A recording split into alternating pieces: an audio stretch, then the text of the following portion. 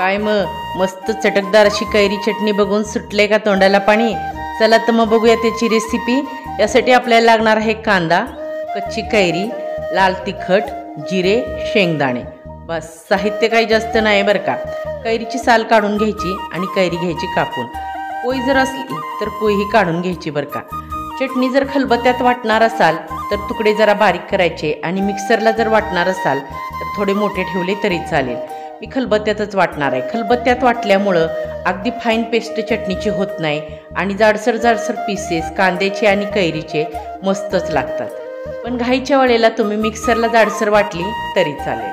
कैरी म्हणजे सगळ्यांचा आवडता विषय, त्यामुळे मस्त अशी चटकदार कैरीची चटणी करूयात आणि आस्वाद घेऊयात। ही कैरीची चटणी फ्रीजमध्ये 5-6 दिवस आरामात टिकते। एकदा करून ठेवला तुम्ही 5-6 दिवस याचा आस्वाद घेऊ शकता। आता कैरी आणि कांदा बारीक चिरून झालाय। आता मीठ टाकून मी कैरी थोडीशी ठेसून घेतली आहे। आता आपण यात टाकणार आहोत शेंगदाणे।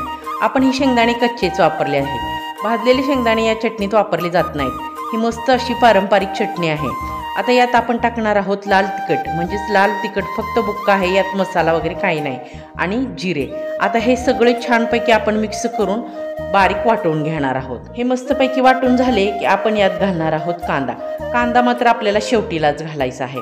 कांदा जर जास्त तिखट असेल तर धुवून घेतला तरी चालेल। आता कांदा आणि हे सगळं मिक्सर छान आपण वाटून घेणार आहोत। आपल्याला हे जास्त वाटायचं नाही, हे साधारण मिश्रण मिक्स होईल इतपतच आपल्याला वाटायचे आहे। ही गावाकडे केली जाणारी पारंपरिक चटणी आहे आणि ही डाएट चटणी पण आहे बरं का। यात थेंबरही तेल नाही किंवा काही नाही।